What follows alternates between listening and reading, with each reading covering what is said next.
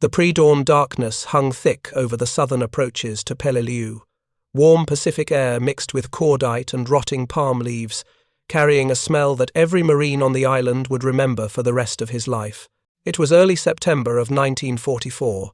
Corporal Henry Ellison of K Company, 3rd Battalion, 5th Marines, lay in a shallow coral scrape, his face slick with sweat, his pack half buried behind him. His Browning automatic rifle barrel pointed toward a jagged ridge just 50 paces ahead, Umurbrogol, now simply called Bloody Nose. Before we jump back in, tell us where you're tuning in from, and if this story touches you, make sure you're subscribed because tomorrow I've saved something extra special for you. In the grey minutes before sunrise, a whisper passed down the line. Japanese movement. Ellison's heart tightened. He wiped his palms on his dungarees and checked again that his magazine was properly seated.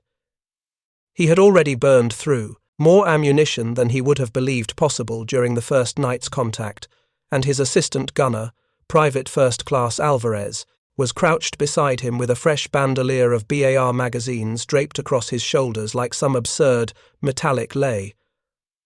The first crack of a Japanese Type 99 rifle echoed off the limestone crags. A second shot snapped into the dead fronds just above Ellison's head. His squad leader, Sergeant Johnson, hissed an order. "Hold until they're silhouetted." Then the ridge erupted. The Japanese had pre-registered their fire and unleashed a sheet of machine gun bursts that chewed coral into chalk dust. But Ellison wasn't listening to the rattle, he was counting bullets. One magazine gone. A second. The firing was fast, violent, immediate. Then, without warning, a Marine messenger came scrambling down from the company command post. His arms were loaded with fresh magazines, still banded in grease paper wrappers pulled from ammo, the crates that somehow had made their way up the crumbling slope under the cover of night. Ellison snatched 3, jammed one into his rifle, and kept firing. Later, when the line had stabilized and the sun hung molten above the ridge, Ellison found himself kneeling beside a Japanese corporal whose uniform was stiff with sweat and dust. The man, mortally wounded, had clutched a field notebook. Inside, Ellison saw writing in precise characters. He couldn't read Japanese, but months later he would learn what the captured intelligence officers translated. They fire without fear of running empty. Their bullets never stop. This was the moment, though he did not know it, when Ellison first became witness to a truth that would astonish the Imperial Japanese Army from Guadalcanal to Okinawa. American Marines, supplied by a logistical network beyond anything the Japanese officer corps had imagined, could maintain sustained fire for hours, even days. It contradicted everything Japanese military theory held to be self-evident. Ammunition, the Japanese believed, was a precious resource, to be used with care, reserved for decisive moments. But to the Marines attacking Peleliu's coral ridges, ammunition seemed to appear in limitless waves carried by sweating supply.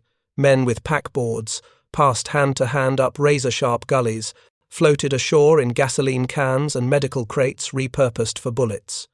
To Japanese soldiers trained to count every cartridge, this was not simply a tactical problem. It was a psychological unraveling. The island war in the Pacific had begun 2 years earlier on Guadalcanal. In those earliest battles, Japanese officers had already encountered a puzzle. American Marines fired continuously, not in short, disciplined bursts, though many did, but in long, punishing streams of automatic fire. To Japanese rifle squads, accustomed to the semi-automatic Arisaka, supported by relatively few light machine guns, this seemed reckless and impossible to sustain. Japanese regiments rationed ammunition with care. Each infantryman carried fewer rounds than his American counterpart, and resupply often struggled against distance, jungle, and the constant pressure of Allied planes and ships. At Guadalcanal, Lieutenant Susumu Takatsuka, an intelligence NCO attached to the 38th Infantry Division, recorded his first impressions in a notebook recovered after his death near Henderson Field. The entry translated in 1947 read, "They shoot as if the bullets grow on trees. Their rifles spit fire again and again, never ceasing. We are told they exhaust themselves quickly, but they do not. Their shooting is foolish. Or perhaps they have factories beyond counting. Factories beyond counting. That phrase, almost certainly written in despair, captured the heart of the contradiction. Japanese doctrine stressed spiritual strength, discipline, night attack, and the decisive bayonet assault. Marshalling limited ammunition carefully was considered a virtue. Modern Japanese soldiers were taught that their fighting spirit, Yamato Damashi, would compensate for deficiencies in materiel. Ammunition was allocated according to strict estimates. How many rounds for this objective? How many rounds before retreat? But facing the Marines, these calculations seemed meaningless. American fire continued long after Japanese intelligence estimates predicted that their foes should have been helpless. The Imperial Japanese Army had never prepared to face an enemy whose industrial production dwarfed their own by magnitudes. This was not simply inferiority, it was incomprehensibility. In 1942, during the bloodiest months on Guadalcanal, Japanese regiments were already facing supply starvation. Their men often received half rations. Ammunition arrived in crates dropped at night from destroyers that sometimes never made shore. The Americans, by contrast, had built stockpiles around Henderson Field, protected by layered defenses. Marines ran belts of .30 caliber ammunition to their Browning machine gun crews with a frequency and ease that stunned Japanese observers. One diary, recovered from the body of a Japanese second lieutenant of the 35th Infantry Regiment, described a firefight near the Matanikau River. We advanced at night, believing their ammunition exhausted, but their guns opened again, first from the left, then from every direction. It is impossible. They must have sources of supply we cannot see. His disbelief was not unique. For Marines, ammunition resupply was a practical challenge solved with muscle, courage, and organization. On Guadalcanal, the logistics teams formed a lifeline that stretched from supply vessels off Lunga Point to frontline foxholes. Navy cargo ships and transports unloaded crates while still under threat from Japanese aircraft. From those landing beaches, ammunition was hand-carried by working parties up the muddy ridges. The work was miserable.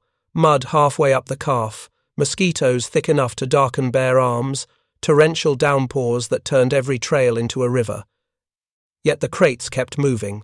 In the nights that followed fierce engagements, Marines used flashlight signals and whispered commands to keep ammunition flowing. When mule teams became impossible to use in jungle ravines, Marines carried the loads themselves, 30 to 50 pounds, strapped to their backs, BAR magazines rattling inside cloth bags, soaked with rain. Supply clerks and cooks volunteered to bring forward ammunition during major attacks, knowing that Japanese troops targeted the trails with sniper and mortar fire. On Peleliu, this improvisation reached new extremes. The island's ridges broke into steep fingers of coral, where fighting occurred at such close range that no front line truly existed. Fire teams would take a cave mouth at midday, only to lose it by nightfall. The ammunition resupply system collapsed into a brutal relay. Marines filled empty canteens and medical tins with loose, .30 caliber cartridges, passed them from man to man, then shoved them into torn uniforms or helmet nets to keep them from falling during the climb. Japanese defenders could scarcely believe that such methods so ungainly, so wasteful succeeded. One Japanese sergeant of the 14th Infantry Division, captured near Engesbus in September of 1944, expressed bewilderment to his interrogators. "We believed that if we forced you to fire heavily, your boxes would soon be empty. Then we would attack. But always more bullets came, always more." He looked at the interpreter with disbelief. "Where are your factories? Do you carry them with you?" The answer was neither boastful nor complicated.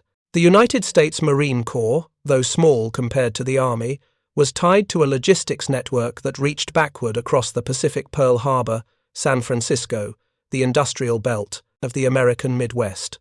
Each Marine rifleman landed with more ammunition at hand than many Japanese squads would see in a week. When that ammunition ran low, pallet after pallet arrived behind them, carried by a navy that had mastered amphibious transport on a scale unmatched in world history. This reality clashed with Japanese pre-war assumptions. Japanese military planners had underestimated American industrial capacity for decades, believing that the United States, though wealthy, lacked the resolve to marshal its resources. Japanese intelligence widely circulated the belief that Americans prized comfort over endurance, production over sacrifice. But on Guadalcanal, at Tarawa, and later at Peleliu and Okinawa, Japanese soldiers discovered that American industry served not as a substitute for fighting spirit, but as its amplifier. In the jungles of the Solomons, Japanese commanders devised tactics intended to bleed American ammunition reserves. At night, they launched probing attacks, sometimes with small squads meant only to draw fire. The logic was sound: exhaust enemy ammunition, then strike decisively with bayonets at dawn. But against the Marines, this plan misfired. When Japanese infantry withdrew to regroup, American resupply teams moved forward, carrying belts and boxes under moonlight. And when dawn came, the Marines still had bullets. Preparing and narrating this story took us a lot of time, so if you are enjoying it, subscribe to our channel. It means a lot to us. Now, back to the story. On Tarawa in November of 1943, captured documents describe Japanese shock at discovering cases of ammunition stored behind the 1st Marine defensive positions only hours after landing. One Japanese officer wrote shortly before his death, "We believed they would ration bullets carefully. Instead, they stockpiled them at the waterline. Their supply organization is beyond reason." That battle lasted scarcely 3 days, yet Marines fired hundreds of thousands of rounds. The Japanese, with little hope of resupply on the tiny atoll, were forced to rely on grenades and bayonets once their ammunition ran dry. This pattern continued through 1944. The Marines became identified in Japanese intelligence summaries and as shock troops whose fire is without pause. Reports from Saipan warned defenders elsewhere in the Marianas to expect continuous automatic weapon fire, backed by rapid resupply under combat. One such document, intercepted and translated by American intelligence, read, "Their shooting seems to waste ammunition, yet they never lack it. It is madness." To Japanese soldiers exposed to a lifetime of military indoctrination, emphasizing frugality of fire and the decisive bayonet charge, this American behavior seemed nearly sacrilegious. Ammunition was precious.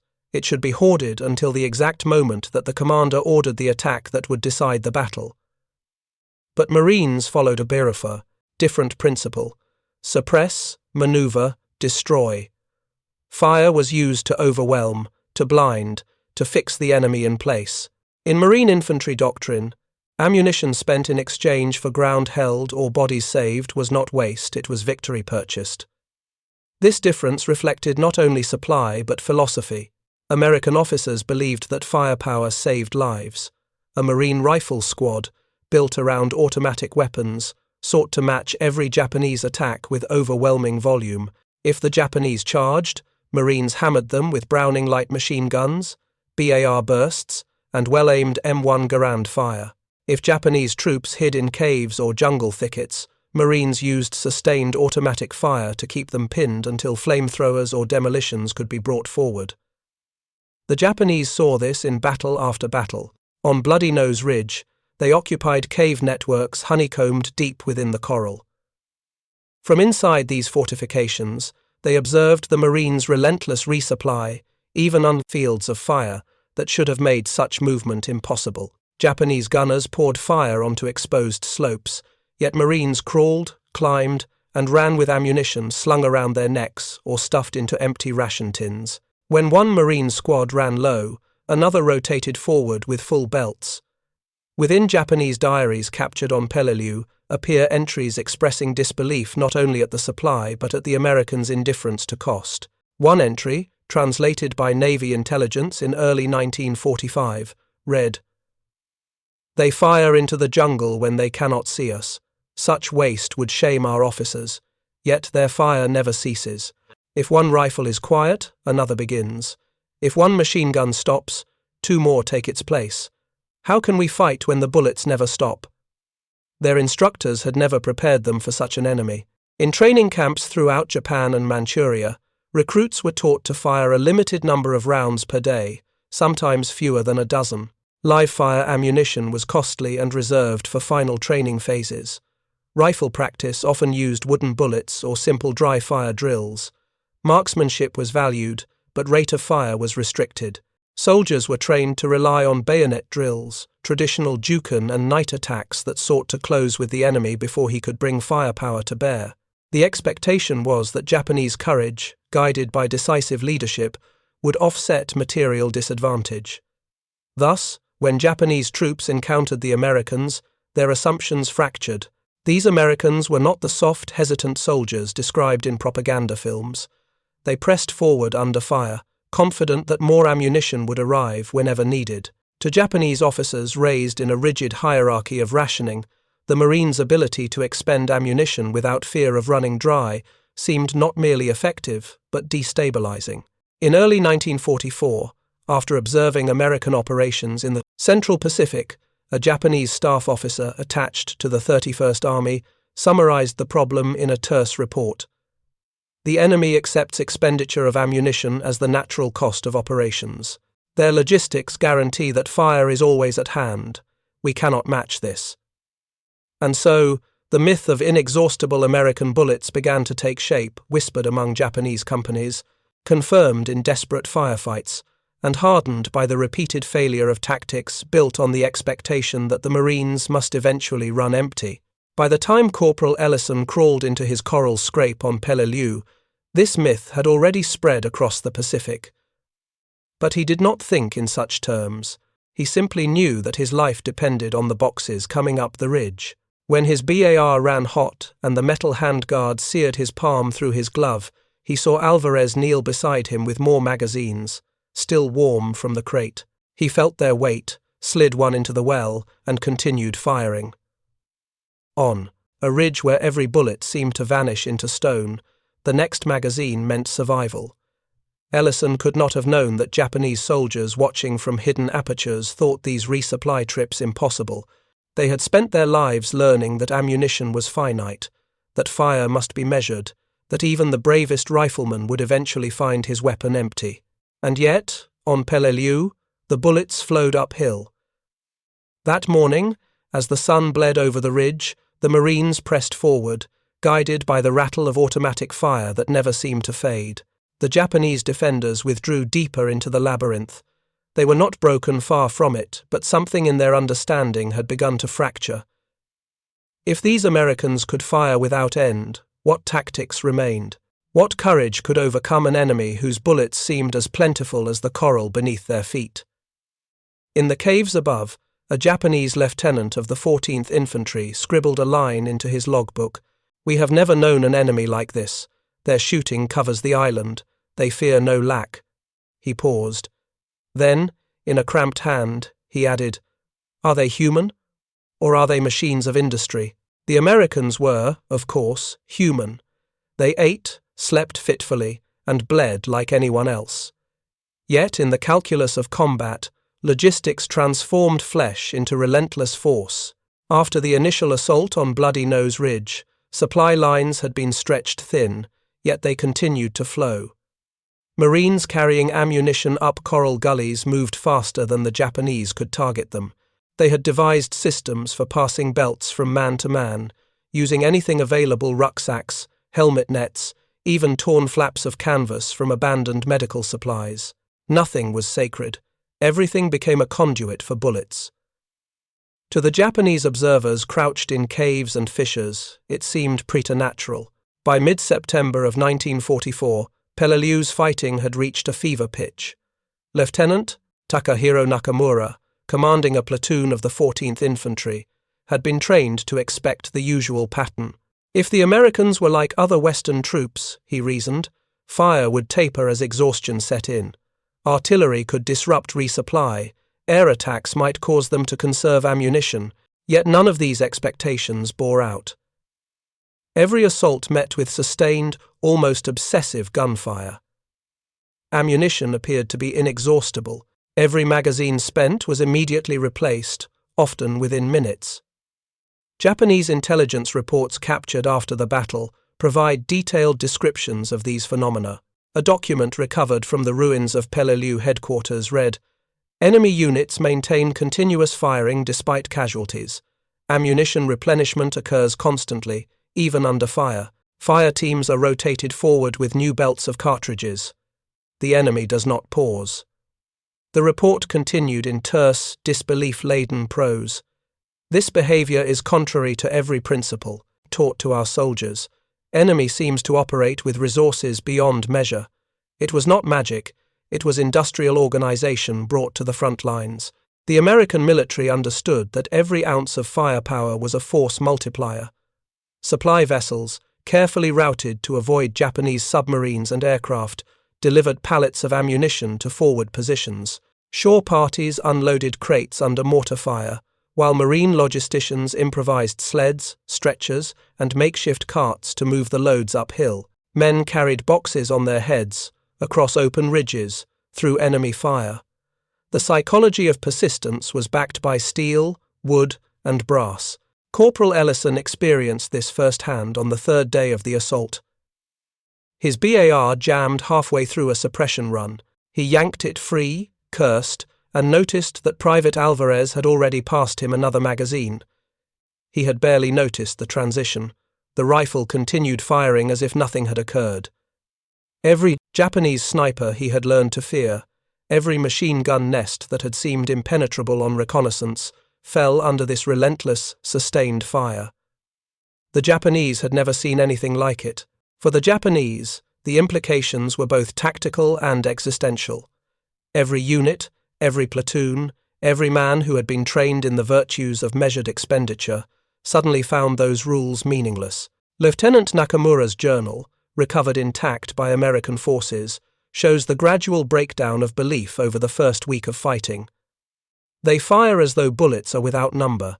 Each rifle that falls silent is immediately replaced. We cannot match them. Our doctrines are insufficient. He paused in the entry. If they have endless bullets, what hope remains for courage alone? Across the Pacific, other engagements echoed this revelation. On Saipan in June of 1944, Japanese defenders noted the same phenomenon. Artillery observers reported that marine automatic weapons continued to dominate even after initial barrages, forcing Japanese troops into close-quarters combat far earlier than anticipated. Captured diaries describe a persistent sense of incredulity. We attack, believing we have exhausted their fire. They respond with the same volume as before. How is it possible? The paradox was rooted in two complementary realities: industrial capacity and tactical philosophy. Japan's production, already strained by blockades and the attrition of carrier losses, could not match the speed at which Americans replenished ammunition at the front. Each Marine rifleman and machine gunner, trained to maintain a high rate of fire without pause, could be resupplied with minimal delay. Marine leaders understood that firepower served to reduce casualties among their own troops. Suppressive fire pinned the enemy, allowing squads to maneuver safely. The Japanese, by contrast, expected fighting spirit alone to compensate for inferior matériel. By the second week of Peleliu, Japanese officers had begun to calculate the cost of this imbalance. Lieutenant Takatsuka, who had survived Guadalcanal and now fought again in the Marianas, wrote in a diary entry dated September 12, 1944, "Our fire is precise, our courage is total, yet it is insufficient. The enemy receives supplies as quickly as he expends them. Ammunition, once a concern, is no longer a factor. He has more bullets than we have men." The despair in the words is palpable. It was the first clear record of a psychological defeat independent of tactical outcome. This contrast in expectations and reality had practical consequences on the battlefield. Japanese infantry units, trained for night infiltration and banzai charges timed to conserve ammunition, repeatedly found their attacks nullified before they could even reach American lines. Marines could maintain suppressive fire for extended periods, forcing Japanese units into exposed positions. The more Japanese soldiers attempted to conserve ammunition for decisive moments, the more likely they were to be overwhelmed by the sheer continuity of American fire. It was a feedback loop of frustration and attrition. Even small engagements demonstrated this dynamic. On one ridge, a squad of 20 Japanese soldiers attempted to ambush a Marine patrol. They had carefully counted their cartridges, each man carrying what they believed sufficient for a decisive engagement. When the firefight began, the Marines' fire quickly exceeded the Japanese estimation. Boxes of ammunition arrived for the Marines within minutes, while the attackers expended their stock in seconds. The Marines suppressed, maneuvered, and eliminated the threat, while Japanese soldiers ran out of bullets. The Japanese command report afterwards noted simply, "Every calculated measure failed. Enemy fire did not diminish. Our bullets were spent. Theirs never ended." From a logistical perspective, Americans achieved this through meticulous planning, supply chain redundancy, and rigorous training. Ammunition depots were established as close to the front as possible, often within direct enemy observation. Marine officers and NCOs trained their men to anticipate consumption rates, to carry reserve magazines, and to coordinate resupply under fire. Even when supply chains were disrupted by Japanese artillery or terrain obstacles, Marines improvised. Empty ration tins became carriers, helmet nets became pouches, and men formed human chains to pass ammunition across exposed ridges. By contrast, Japanese doctrine assumed that supply lines would break under fire or that enemy ammunition would be finite. The discrepancy between expectation and reality created a series of compounded errors in judgment. Japanese officers ordered attacks timed to exploit supposed lapses in fire, yet the Marines' continuous supply nullified these plans. The psychological impact on the defenders was profound, contributing as much to morale collapse as the actual casualties inflicted. One captured diary from a Japanese infantryman on Peleliu reads, "We were told the Americans would run out of bullets. We prepared night attacks to exploit their weakness. Yet their fire continued. I cannot explain. Our training and our courage have failed. They are not men. They are a river of lead." These words, stark and unembellished, capture the central irony of the Pacific War. Japanese soldiers, indoctrinated with Bushido and the expectation of resource scarcity, faced an enemy whose industrial and organizational depth made conventional limitations meaningless. Ammunition, a constraint assumed to govern all combat, ceased to operate as a limiting factor. The Marines' relentless volume of fire, sustained by a seemingly inexhaustible supply, rendered traditional Japanese tactics insufficient. In subsequent months, the Japanese High Command analyzed captured documents from Peleliu, Saipan, and Guam. Reports consistently emphasized the same lesson. American Marines could maintain continuous fire because industrial capacity was deliberately coupled with tactical doctrine. Logistics and philosophy were inseparable. One intelligence officer wrote, "Where we expected limitation, we found endurance. Where we expected exhaustion, we found perpetual volume. Our models failed. Our soldiers cannot comprehend." It was a lesson that, by late 1944, had been internalized across the Pacific theaters. Commanders adjusted tactics not merely to counter Marine aggression, but to confront the unending flow of ammunition that backed it. Japanese planners began to see that no single engagement could exhaust the enemy's resources. Only attrition across strategic scales might produce any meaningful effect. For Corporal Ellison and the men beside him, this reality remained practical and immediate. Each magazine received, each belt passed hand to hand under fire, was both lifeline and instrument of tactical dominance. By the end of Peleliu, Ellison's unit had expended more rounds than many entire Japanese regiments carried into battle. Yet the Marines were still ready for the next engagement, their weapons fed, their discipline intact, their firepower unbroken. The cost for the Japanese was staggering.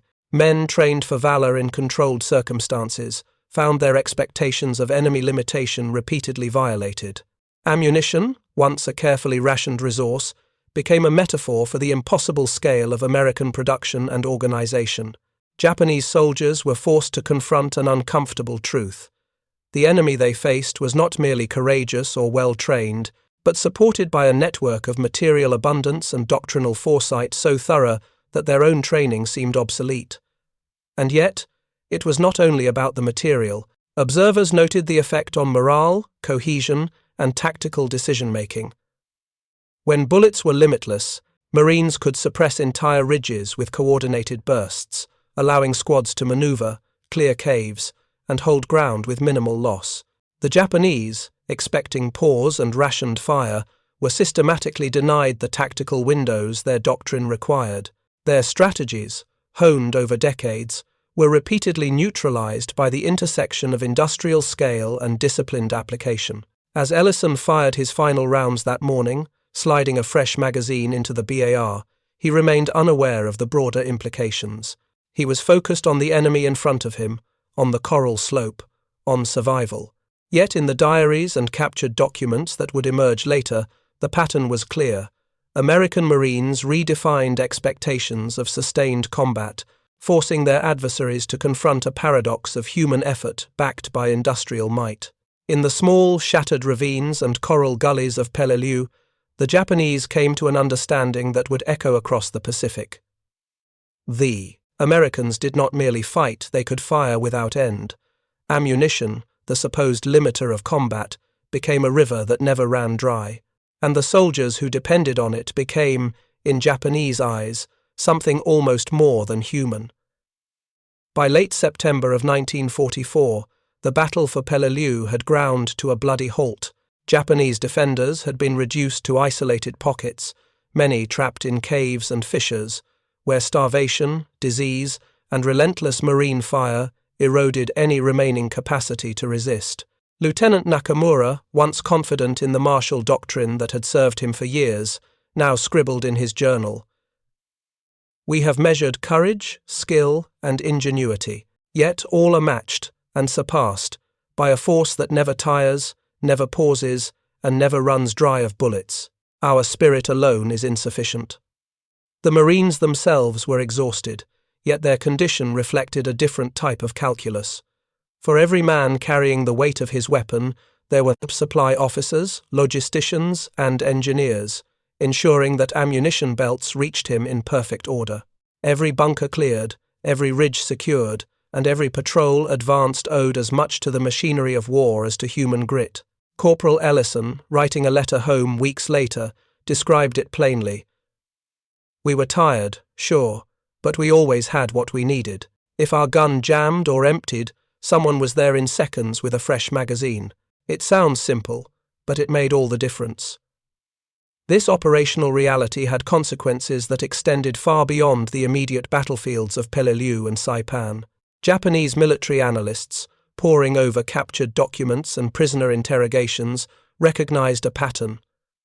American soldiers were sustained by industrial might as much as by training and courage.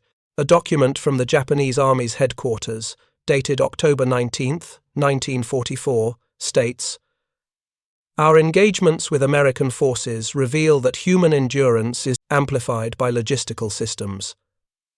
Ammunition resupply is continuous, rendering conventional attritional tactics ineffective. Combat doctrine must account for this perpetual reinforcement. The broader Pacific campaign reinforced these lessons. Okinawa, Iwo Jima, and Guam all displayed similar dynamics, where American supply chains and disciplined fire teams enabled Marines to maintain sustained offensive pressure. Each encounter underscored a simple yet profound truth. In war, the scale of production, the precision of logistics, and the discipline of execution can redefine what is possible in combat. Human courage, while indispensable, cannot overcome an adversary whose capacity to sustain itself is unmatched. The psychological impact on Japanese soldiers cannot be overstated. Diaries and captured letters repeatedly describe disbelief, frustration, and even fear not at the bravery of the Americans, but at the unending volume of fire they delivered. Sergeant Kenji Matsumoto, who survived Peleliu and would later be evacuated to Saipan, wrote, "We expected the Americans to tire. We expected them to ration, to hesitate. None of it happened. They fired as if the very heavens supplied them. I began to doubt whether we were fighting men at all, or the instruments of some inexhaustible force." This realization contributed to a profound shift in Japanese strategy. Commanders increasingly relied on attritional measures, fortifying positions not to defeat the enemy outright, but to delay and inflict maximum casualties before the inexhaustible firepower could arrive. Banzai charges, night attacks, and carefully coordinated ambushes were often met with relentless suppression, a reality that left entire units decimated and morale shattered. Ammunition, once a natural limiter in combat, was rendered irrelevant by the Americans' capacity to maintain a constant stream of fire. For the Marines, the legacy was different but equally significant. The lessons learned in Peleliu and elsewhere reinforced the importance of rigorous training, meticulous supply planning, and tactical flexibility. NCOs drilled their men not only in marksmanship and assault techniques, but in how to sustain combat over hours or days, how to coordinate resupply under fire, and how to anticipate logistical contingencies. The principle was simple: continuous firepower, backed by reliable supply, could achieve what courage alone could not. The strategic implications extended beyond the battlefield. Industrial capacity became inseparable from tactical doctrine. Factories, ports, and supply convoys were as vital to victory as the Marines themselves. Ammunition production, previously a background concern, emerged as a decisive factor in operational planning. The ability to deliver endless firepower, precisely where it was needed, allowed American forces to seize and hold objectives with predictability and resilience, fundamentally reshaping the nature of Pacific warfare. Even decades later, historians reflect on the irony of these encounters. The Japanese expectation that courage, skill, and tactical ingenuity could overcome material constraints was repeatedly confounded by an enemy whose ability to resupply made exhaustion nearly irrelevant. What appeared supernatural or extraordinary to Japanese observers was, in fact, the product of meticulous planning and industrial scale. It was a lesson in how human performance and logistical capacity are inextricably linked in modern warfare. In private letters and memoirs, surviving Marines recalled the difference supply made.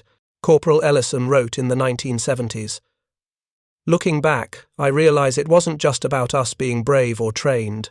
It was about knowing that if I emptied my gun, I'd get more. I could keep firing, and so could my friends. That certainty gave us courage and the ability to act decisively. It changed everything." By contrast, Japanese soldiers recorded the enduring psychological scar. The memory of unending fire, of a foe who never paused or faltered, shaped post-war reflections and military studies. Ammunition, a simple material, became a symbol of strategic depth and industrial supremacy. The Marines' ability to maintain continuous fire reshaped Japanese assumptions about the limitations of human endurance, the nature of combat, and the true measure of military power. In the end, the story of Peleliu, Saipan, and other Pacific battles is not only about courage, tactics, or heroism. It is about the intersection of human effort and industrial capacity, the ways in which logistics amplify bravery, and the harsh truth that in modern warfare, the river of lead can flow endlessly, changing the calculus of combat forever. The Japanese, facing this reality for the first time, understood that even the most disciplined and courageous soldiers could not withstand an enemy whose capacity to sustain itself exceeded all expectations. And so, the Marines, grounded in rigorous training and backed by industrial might, achieved what few could have imagined. They were human, yet, in Japanese eyes, they were something more. A force whose firepower never ceased, whose courage never faltered, and whose bullets, thanks to careful planning and unbroken supply lines and unyielding discipline, never ran dry. It was a lesson writ not in doctrine nor in maps, but in the smoke, blood, and unrelenting volume of fire that carried across the Pacific, shaping both the immediate battles and the enduring memory of a war fought on unprecedented scale. Beyond the immediate battlefield, the operational logistics that enabled continuous marine fire were a marvel of modern warfare. In contrast to Japanese expectations, every infantryman's weapon was supported by a web of supply channels, from forward ammunition dumps to mobile resupply teams, all synchronized with the pace of combat. During the battles of Peleliu and Saipan, forward supply units carried thousands of rounds in waterproof crates and canvas pouches, organized so that when a Marine's magazine emptied, a replacement was within seconds. Historians note that a single platoon could expend as many as 5,000 rounds in a single day, yet the operational tempo never slowed. The Americans' approach to ammunition resupply reflected lessons learned from previous campaigns. After the costly experiences on Guadalcanal and Tarawa, planners realized that attrition alone could not win battles in the Pacific. The emphasis shifted to maintaining sustained firepower over long periods. Supply depots were constructed mere miles behind the front lines, stocked by trucks, landing craft, and occasionally airdrops. The synergy between logistics and training became apparent. Marines were trained to act decisively under fire, knowing that the resources to support them were guaranteed. Japanese forces, accustomed to battles of attrition constrained by limited ammunition, found this nearly incomprehensible. Lieutenant Colonel Kunio Nakagawa, whose diaries survive from Peleliu, repeatedly remarked on the psychological impact. "We set ambushes, we prepare traps, we conserve our limited rounds, yet the Americans fire without concern. They advance regardless. Every round we expend is replaced almost instantly. It is as though their bullets have no end." The psychological dimensions extended to small unit tactics. Marine NCOs emphasized fire discipline, not in the sense of conserving ammunition to stretch it thin, but to maximize effectiveness by coordinating bursts among gunners. When facing multiple Japanese strongpoints, only the Marines who had clear lines of fire engaged, ensuring every shot counted. This coordination created a relentless wall of fire, giving the impression of inexhaustible resources while actually relying on precise logistical planning. Beyond small units, the scale of American production magnified this advantage. Factories across the United States, especially in the Midwest and California, produced machine guns, rifles, and ammunition at volumes that exceeded any previous military campaign. By 1944, Browning M2 .50 caliber rounds were being manufactured at rates exceeding 1 million per month, while .30 caliber ammunition for rifles and light machine guns numbered in the tens of millions. This industrial output allowed planners to stockpile reserves far beyond what frontline units could ever use in a single operation, creating a strategic buffer that Japanese commanders could not fathom. The human cost of continuous fire was not absent. Marines endured extreme fatigue, dehydration, and the psychological strain of prolonged engagements. Yet the certainty of resupply mitigated one major source of fear: running out of ammunition mid-combat. Unlike their Japanese counterparts, whose limited rounds forced caution and often hesitation, American soldiers could act with unrelenting aggression. Sergeant Robert Wilkins, a Marine at Saipan, described the sensation. "You knew that if your belt emptied, there would be another. It freed you to focus entirely on the fight. That certainty, it gave you courage beyond what training alone could instill." Even engineering units played a crucial role. Combat engineers not only cleared obstacles and built fortifications, but also ensured supply routes remained open under fire. Trucks and jeeps could navigate mud, shell craters, and debris thanks to their preparation, ensuring that front-line units received steady resupply. When amphibious operations began, pre-stocked landing craft brought ammunition ashore in waves, timed to match the operational tempo of advancing Marines. The irony, repeatedly observed by Japanese prisoners and post-war analysts, was not the Marines' bravery alone, but the seamless integration of human endurance and industrial power. Ammunition, a simple and often overlooked element, became a force multiplier of astonishing effect. For Japanese soldiers, trained to expect shortages and delays as natural constants, the unbroken supply was psychologically destabilizing. It undermined the assumptions of attritional warfare and challenged centuries-old doctrines emphasizing frugality, patience, and tactical economy. By the end of the war, military historians recognized that logistics were not merely supportive, they were decisive. The combination of rigorous Marine training, tactical discipline, and relentless ammunition resupply created a force capable of sustained offensive action that Japanese planners had deemed impossible. Every hill secured, every bunker cleared, and every ridge taken reflected a chain of effort that extended far beyond the individual soldier. This observation would shape post-war military thinking. The lessons of Peleliu, Saipan, and Okinawa informed doctrines emphasizing integrated supply planning, coordinated fire control, and operational endurance. The psychological insight, how certainty of material support amplifies human courage, remains a cornerstone in modern military education. Ultimately, the narrative of continuous firepower is both a story of technological and industrial achievement and a deeply human story. It highlights how the interaction between logistics and morale, production and courage can redefine the boundaries of what is possible in combat. For the Japanese, this was an almost unfathomable revelation. For the Marines, it was the practical reality that allowed ordinary men to perform extraordinary feats, shaping both the outcome of the Pacific War and the enduring memory of what it truly meant to be sustained in battle by an inexhaustible flow of ammunition. In the quiet aftermath of battles like Saipan, Peleliu, and Iwo Jima, the tangible evidence of relentless American firepower remained, but so too did its psychological imprint. Japanese A officers, many of whom had fought across China and the Pacific, left behind diaries and interrogations that consistently noted the same paradox. They could never match the sheer volume and endurance of Marine fire. Ammunition was not merely a tool, it was a force multiplier that transformed human courage into sustained operational success. For the Marines, the lesson was simpler yet profound. Discipline, training, and preparation mattered as much as bravery. Knowing that every empty magazine would be replaced, that every platoon had reserves, gave ordinary men an extraordinary edge.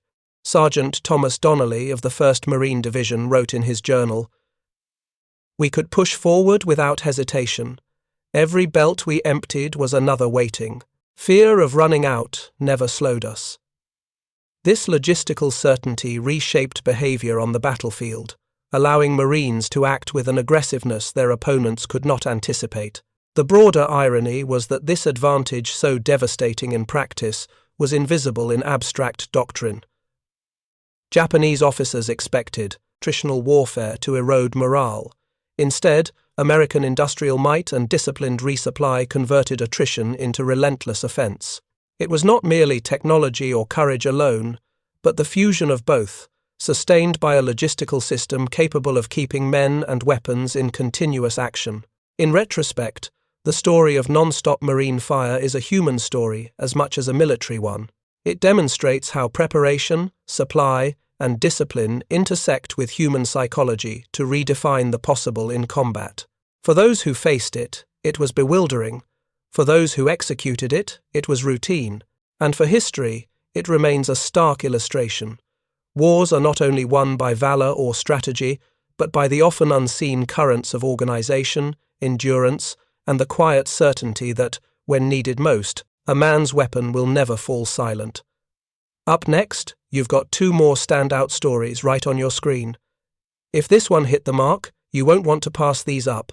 Just click and check them out. And don't forget to subscribe and turn on the notification bell so you don't miss any upload from us.